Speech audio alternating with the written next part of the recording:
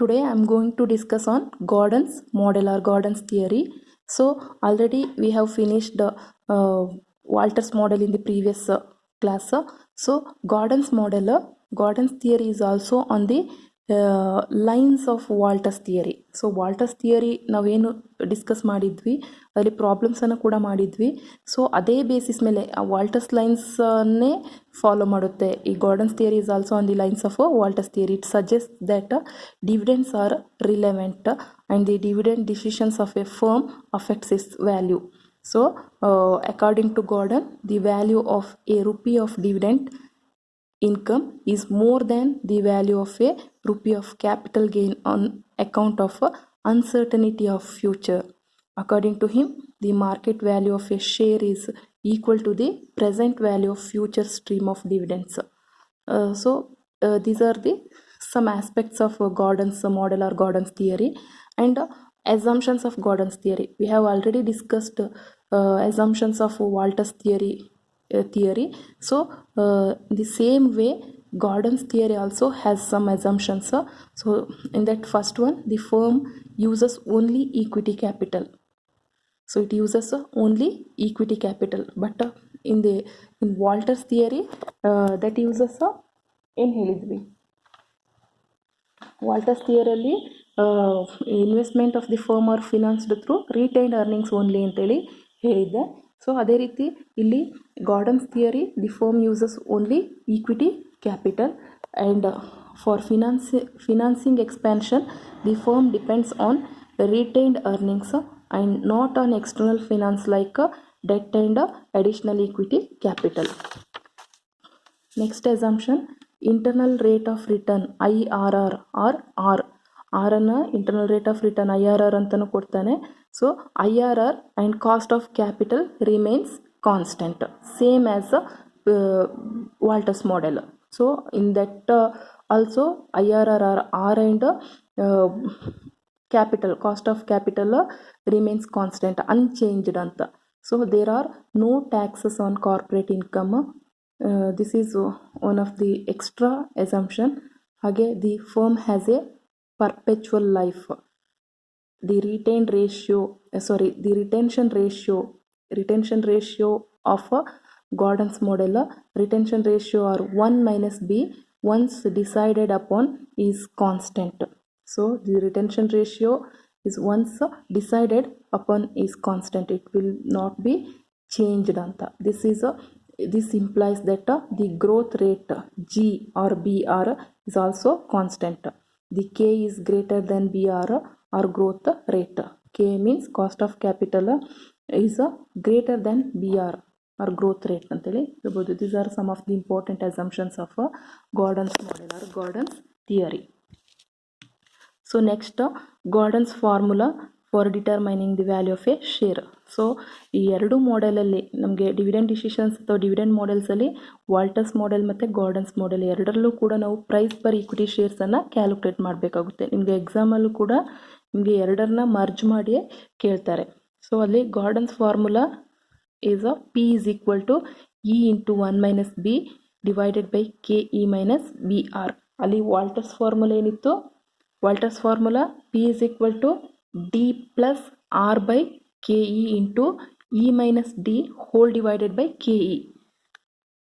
D ಅಂದರೆ dividend per share, R ಅಂದರೆ IRR ಅಥವಾ internal rate of return same. ಹಾಗೆ E ಅಂದರೆ ಅರ್ನಿಂಗ್ ಪರ್ ಶೇರ್, D ಅಂದರೆ as it is dividend, KE ಅಂದರೆ ಕಾಸ್ಟ್ ಆಫ್ ಈಕ್ವಿಟಿ ಅಥವಾ ಕಾಸ್ಟ್ ಆಫ್ ಕ್ಯಾಪಿಟಲ್ ಅಂತ. ಹಾಗೆ ಆ ರೀತಿ ಕ್ಯಾಲ್ಕುಲೇಟ್ ಮಾಡ್ತಿದ್ವಿ. ಇಲ್ಲಿ ಫಾರ್ಮುಲಾ ಸ್ವಲ್ಪ ಡಿಫ್ರೆಂಟಾಗಿ ಕೊಟ್ಟಿದ್ದಾನೆ.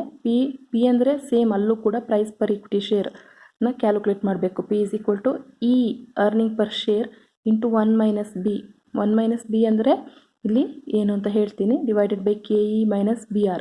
So P value or price of equity share, E earning per share, B ಅಂದರೆ ಇಲ್ಲಿ ನೋಡಿ B retention ratio or percentage of retained earnings, retention ratio or percentage of retained earnings.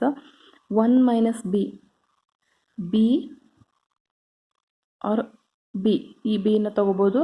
ಅಥವಾ ಇಲ್ಲಿ ಬಿ ಇದೆಲ್ಲ ಬಿ ಆರ್, ಬಿ ಅಂದರೆ retention ratio or percentage of retain earnings. 1 - B ಅಂದರೆ dividend pay out ratio, that is a percentage of EPS distributed as dividends. Dividend payout ratio, that is percentage of EPS distributed as a dividend. D/P ratio ಅಂದರೆ ಏನು E P S ಅಲ್ಲಿ earning per ಶೇರಲ್ಲಿ dividend ಆಗಿ ಎಷ್ಟು percentage distribute ಮಾಡಿರ್ತಾರೆ ಅದನ್ನು D/P ratio ಅಂತೇಳಿ ಕರಿತೀವಿ. 1 - ಬಿ. ಕೆ ಅಂದರೆ as it is cost of equity capital, or internal rate of return, B or growth rate. ಇದು ನಮಗೆ ನೆಸೆಸರಿಲೇ ಬೇಕಾಗಿಲ್ಲ, ಇಷ್ಟು ತಿಳ್ಕೊಳ್ಳಿ ಅಪ್ ಟು ಆರ್. ಪಿ ಅಂದರೆ value or price of equity share, E earning per share. 1 - B ಅಂದರೆ dividend pay out ratio, B ಇಲ್ಲಿ B ಇದೆಲ್ಲ, ಬಿ ಅಂದರೆ ರಿಟೆನ್ಷನ್ ರೇಷಿಯೋ, ಆರ್ ಅಂದರೆ internal rate of return. So ನಾವು go for problem. First problem ಒಂದು exercise problem ಮಾಡೋಣ.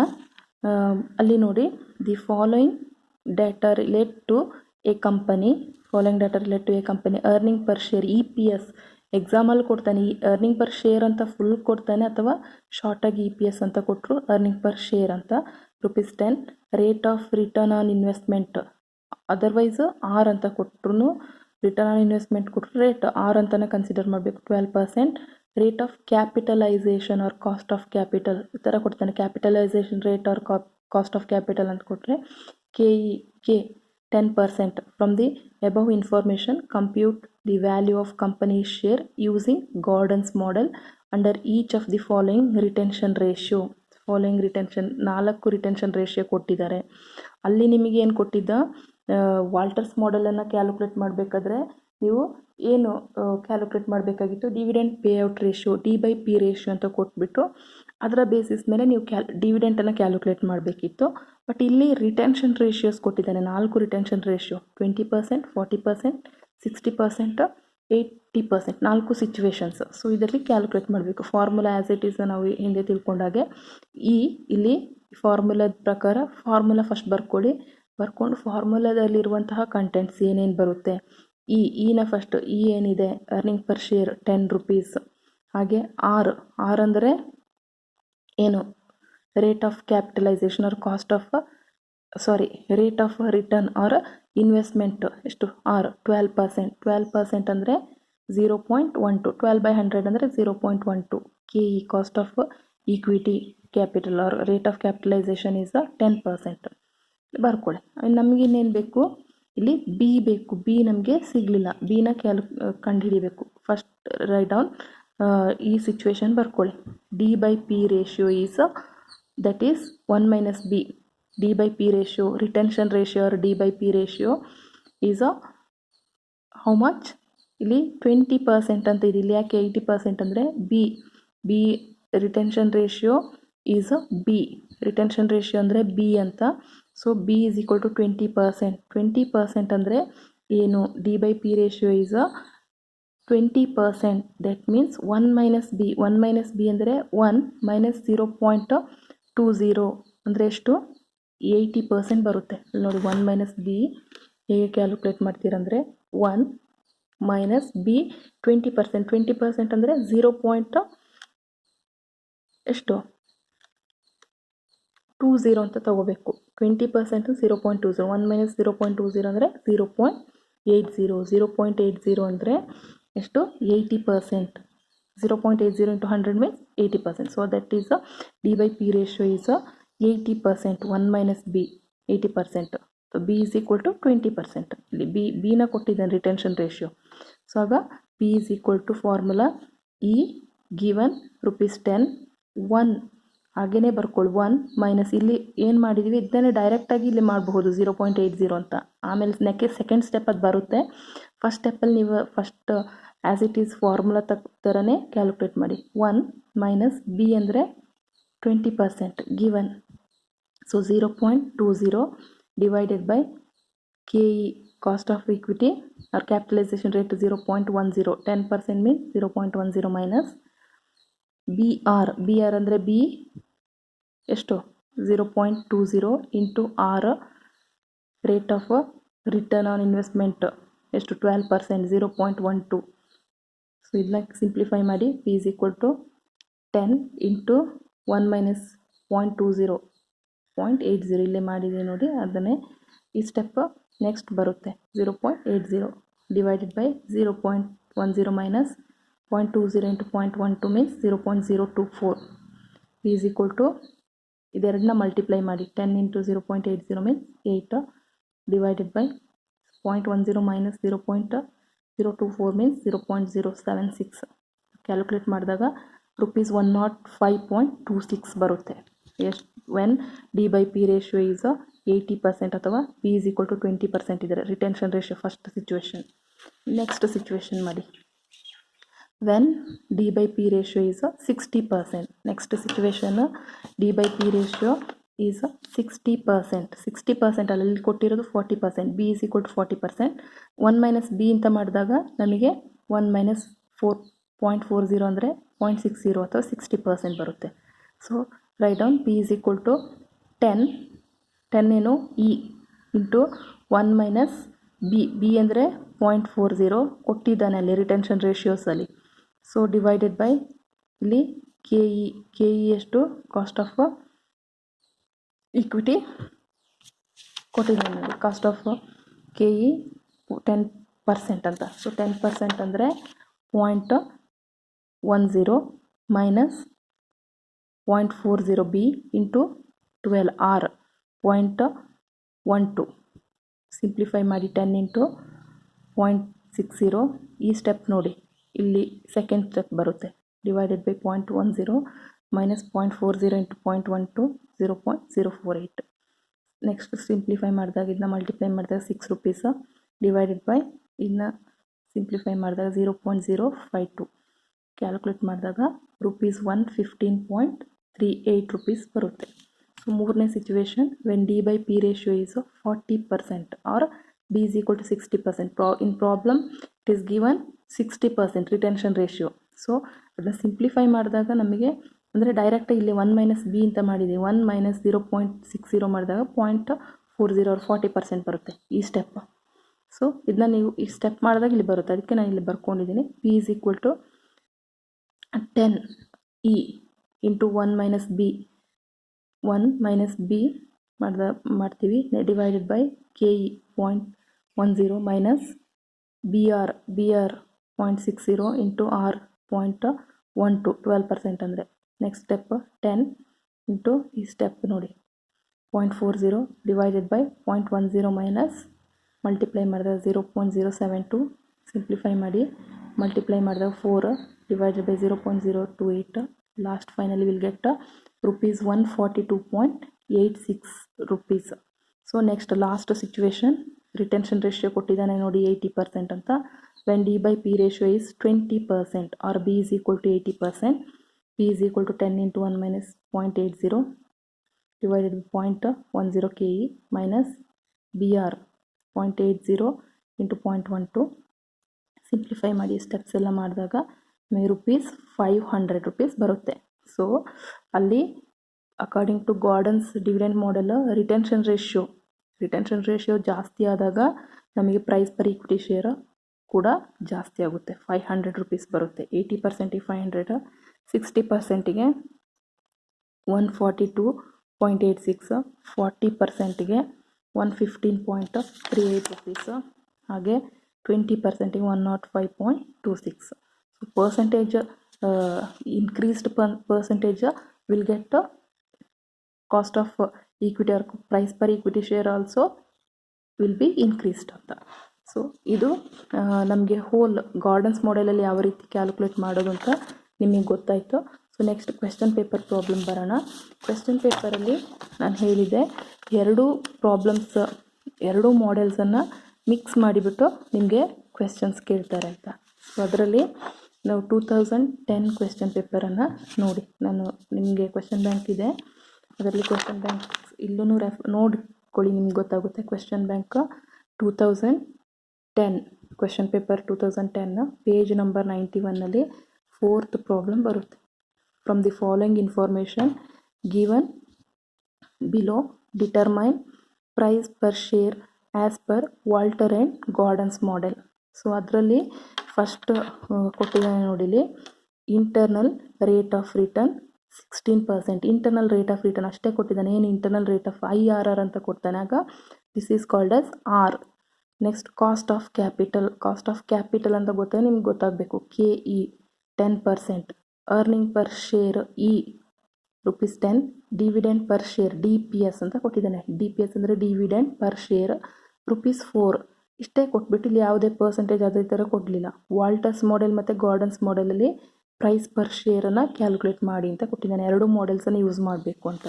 So ಆಗ ನಾವು ಹೇಗೆ ಕ್ಯಾಲ್ಕುಲೇಟ್ ಮಾಡಬೇಕಂದ್ರೆ, ಸೊಲ್ಯೂಷನ್ಸ್ ಮಾಡಬೇಕಾದ್ರೆ ಫಸ್ಟ್ ಮಾಡಿ ವಾಲ್ಟರ್ಸ್ ಮಾಡೆಲ್ನ ಕ್ಯಾಲ್ಕುಲೇಟ್ ಮಾಡಿ. ಅದಕ್ಕಿಂತ ಮುಂಚೆ ಅವೆಲ್ಲ ಕೊಟ್ಟಿರೋ ಹಿಂಟ್ಸನ್ನು ಬರ್ಕೊಳ್ಳಿ. ಕೊಟ್ಟಿರೋ ಹಿಂಟ್ಸಲ್ಲಿ ನಿಮಗೆ IRR internal rate of return 16% ಅಂತ ಇದೆ. ಸೊ ಆಗ R is equal to 16%. 16% means 0.16 ಅಲ್ವಾ, 0.16 ಅಂತ ಬರ್ಕೊಳ್ಬೋದು ನೀವು. ಹಾಗೆ ನೆಕ್ಸ್ಟ್ KE ಅಂದರೆ ಇಲ್ಲಿ ಕಾಸ್ಟ್ ಆಫ್ ಕ್ಯಾಪಿಟಲ್ 10%. 10% ಅಂದರೆ 0.10. ಹಾಗೆ next EPS earning per share ₹10. EPS ₹10. Dividend per share ₹4. So ₹4 ಈ ಥರ ಬರ್ಕೊಂಡು ಹಿಂಟ್ಸನ್ನು ಆ ಥರ ಬರ್ಕೊಂಡು ನಿಮಗೆ ಈಸಿ ಆಗುತ್ತೆ ಕ್ಯಾಲ್ಕುಲೇಟ್ ಮಾಡೋಕ್ಕೆ. So next calculation of price per share as per Walter's model. So they asked 2 models, Walters and Gordon's models. First we have to do Walters model. So calculation of price per share as per Walters model. So formula write down. Walters model though P is equal to D plus R by KE into E minus D whole divided by KE. So ಈಗ D ನಮಗೆ ಇಲ್ಲಿ ಈಸಿಯಾಗಿ Walters ಮಾಡೆಲಲ್ಲಿ already calculated figure ಕೊಟ್ಟಿದ್ದಾನೆ. ₹4 plus R 0.16 divided by KE 0.10 into E ₹10 minus 4 D ₹4. ಇಲ್ಲಿ D ಇಲ್ಲಿ ಒಂದು ಸಲ ಬರುತ್ತೆ, ಇಲ್ಲಿ ಒಂದು ಸಲ ಬರುತ್ತೆ. ಇಲ್ಲಿ ನಾವು ಫಸ್ಟ್ ಬರ್ಕೊಂಡು ಪ್ಲಸ್ ಮಾಡ್ತೀವಿ ಈ ವ್ಯಾಲ್ಯೂನ, ಇಲ್ಲಿ ಇಂದ ಮೈನಸ್ ಮಾಡ್ತೀವಿ ಡಿವಿಡೆಂಟನ್ನು. ಸೊ ನೋಡ್ಕೊಳ್ಳಿ ಅದು ಚೆನ್ನಾಗಿ. Hole divided by again KE 0.10. So ಇದು ಇರೋ ಹಿಂಟ್ಸನ್ನೇ ಅಲ್ಲಿ ಫಾರ್ಮುಲಾ ನೋಡ್ಕೊಂಡು ಬರೋ ಈಸಿಯಾಗಿ ಇಲ್ಲಿ ಕ್ಯಾಲ್ಕುಲೇಟ್ ಮಾಡಬಹುದು. ಸೊ ಫಸ್ಟ್ 4 ಹಾಗೆ ಬರ್ಕೊಳ್ಳಿ, ಪ್ಲಸ್ 0.16 ಡಿವೈಡೆಡ್ ಬೈ 0.10 ಕ್ಯಾಲ್ಕುಲೇಟ್ ಮಾಡಿದಾಗ ನಮಗೆ 1.6 ಬರುತ್ತೆ. ಮತ್ತು ಇಂಟು 10 minus 4 ಅಂದರೆ 6 ಥರ ಬರ್ಕೊಳ್ಳಿ, ಡಿವೈಡೆಡ್ ಬೈ 0.10 ಬರ್ಕೊಳ್ಳಿ. ಫಸ್ಟ್ ಈ ಮೇಲೆ ಇರುವಂಥದ್ದನ್ನು ನ್ಯೂಮರೇಟರ್ನ ಫಸ್ಟ್ ಕ್ಯಾಲ್ಕುಲೇಟ್ ಮಾಡಿಕೊಂಡು ಮತ್ತೆ ಡಿನಾಮಿನೇಟರ್ಗೆ ಬರಬೇಕು. ನೀವು ಮತ್ತೆ ಫಸ್ಟೇ ಮಾಡಬೇಡಿ. So as it is 4 first ಹಾಗೆ ಬರ್ಕೊಳ್ಳಿ, ಪ್ಲಸ್ 1.6 ಇಂಟು 6 ಫಸ್ಟ್ ಮಲ್ಟಿಪ್ಲೈ ಮಾಡ್ಕೋಬೇಕು. 1.6 ಇಂಟು 6 ಎಷ್ಟು 9.6 ಬರುತ್ತೆ, ಡಿವೈಡೆಡ್ ಬೈ 0.10. ಸೊ ಈಗ 4 plus 9.6 means 13.6 divided by 0.10. Finally divide ಮಾಡಿ 0.10ದಿಂದ ₹136 ವಿಲ್ ಬಿ ಅವೈಲೇಬಲ್. ಯಾವುದು according to Walter's model price per equity share is ₹136. So in second Gordon's ಮಾಡೆಲನ್ನು ಕ್ಯಾಲ್ಕುಲೇಟ್ ಮಾಡಬೇಕು. So calculation of price per share as per Gordon's model. So Gordon's ಮಾಡೆಲಲ್ಲಿ ಈಗ price per ಶೇರನ್ನು calculate ಮಾಡಿ. So ಹೇಗೆ calculate ಮಾಡಬೇಕು, formula ಗೊತ್ತು ನಿಮಗೆ, ಹಿಂದಿನ ಇದರಲ್ಲಿ ಹೇಳಿದ್ದೀನಿ. P is equal to E into 1 minus B whole divided by KE minus BR. So E ಅಂದರೆ ಅರ್ನಿಂಗ್ ಪರ್ ಶೇರ್, ಇಲ್ಲಿ ಇದೆ EPS ₹10 ಅಂತ. 1 minus B ನಮಗೆ ಗೊತ್ತಿಲ್ಲ, ಕ್ಯಾಲ್ಕುಲೇಟ್ ಮಾಡೋಣ. KE ಅಂದರೆ ಕಾಸ್ಟ್ ಆಫ್ ಈಕ್ವಿಟಿ 10%. 10% ಅಂದರೆ 0.10. R ಇದೆ 16%, 0.16 ಅಂತ.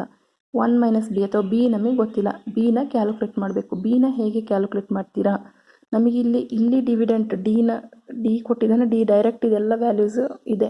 ಈ ಫಾರ್ಮುಲಕ್ಕೆ ಎಲ್ಲ ಹಿಂಟ್ಸ್ ಇದೆ, ಬಟ್ ಈ ಫಾರ್ಮುಲಕ್ಕೆ ಹಿಂಟ್ಸ್ ನಮಗೆ ಜಸ್ಟ್ E ಇದೆ, KE ಇದೆ, R ಇದೆ. ಬಿ ನಮಗೆ ಗೊತ್ತಿಲ್ಲ. ಬಿನ ಕ್ಯಾಲ್ಕುಲೇಟ್ ಮಾಡಬೇಕು. ಬಿ ಅಂದರೆ ಏನು, ರಿಟೆನ್ಷನ್ ರೇಷಿಯೋನ ಕ್ಯಾಲ್ಕುಲೇಟ್ ಮಾಡ್ಬೇಕಾದ್ರೆ ಏನು ಮಾಡಬೇಕು, ಸೊ ರಿಟೆನ್ಷನ್ ರೇಷಿಯೋ ಅಥವಾ D/P ರೇಷಿಯೋ ಕ್ಯಾಲ್ಕುಲೇಟ್ ಮಾಡಬೇಕಾದ್ರೆ dividend per share divided by EPS earning per share dividend per share how much?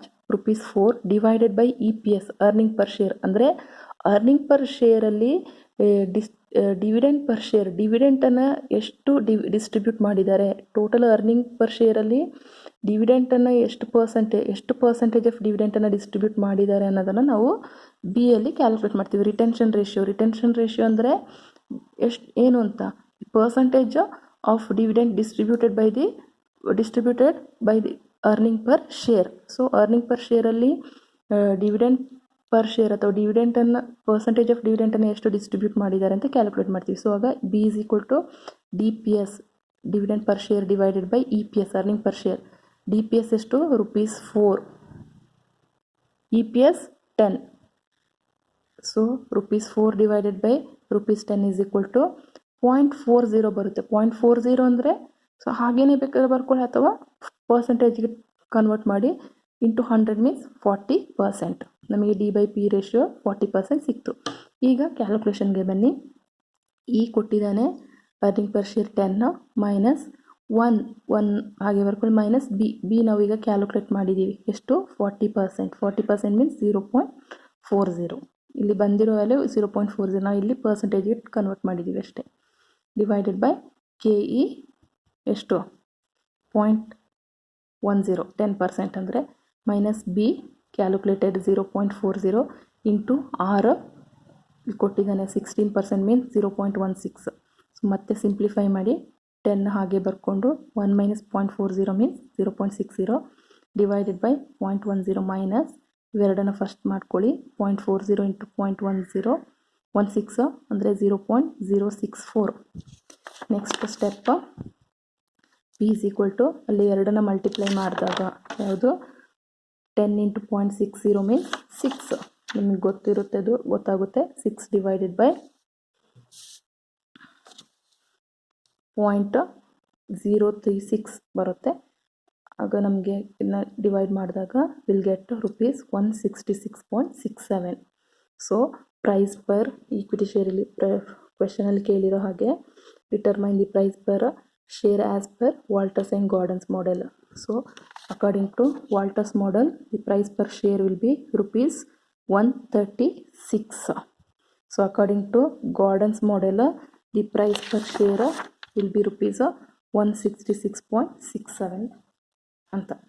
So next question paper 2014 question paper ತೆಗೆರಿ. 2014 question ಪೇಪರಲ್ಲಿ ಅಲ್ಲಿ ನೋಡಿ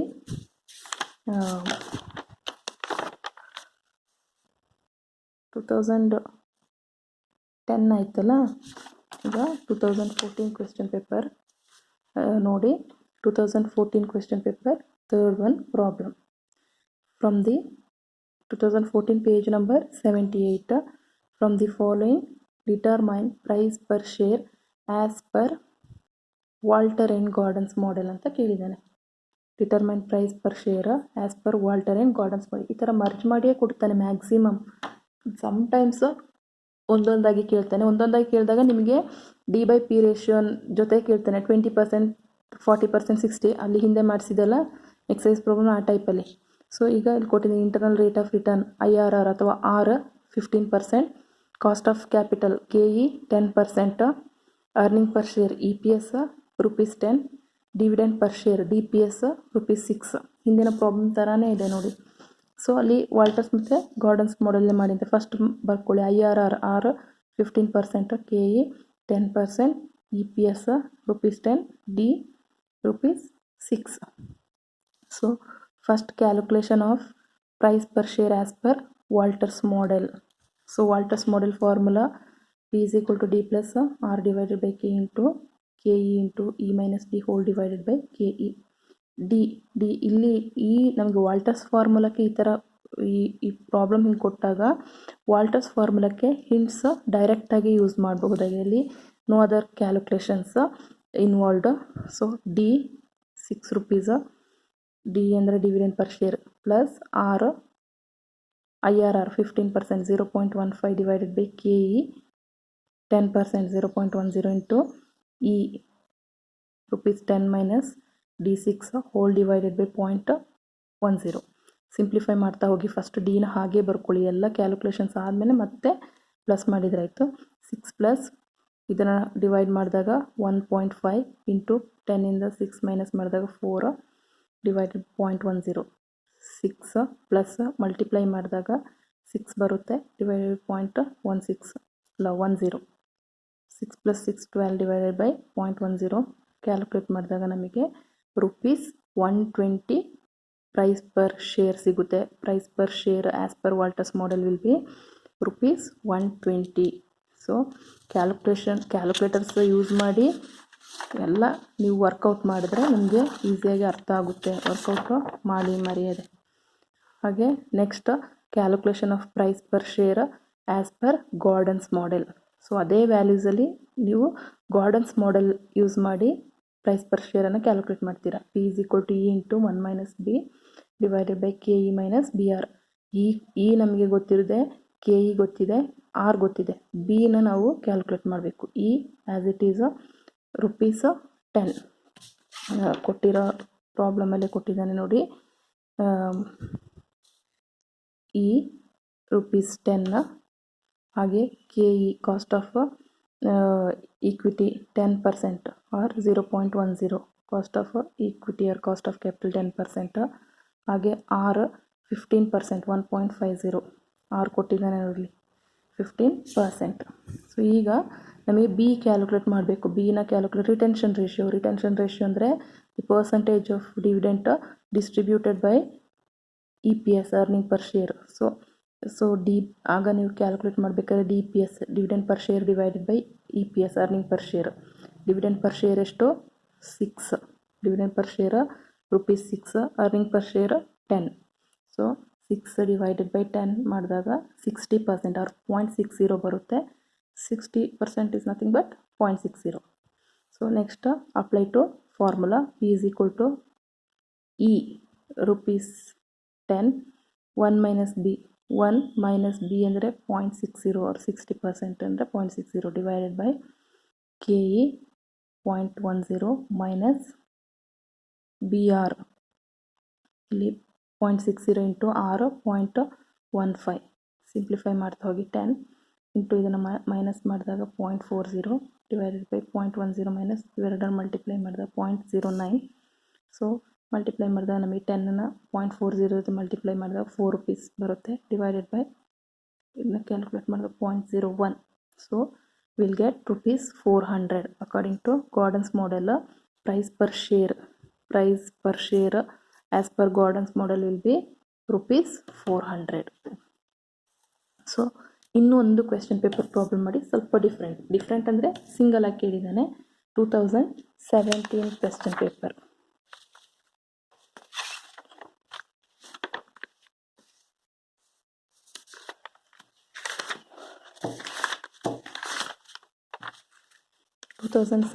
ಕ್ವೆಶ್ಚನ್ ಪೇಪರ್ ನೋಡಿ.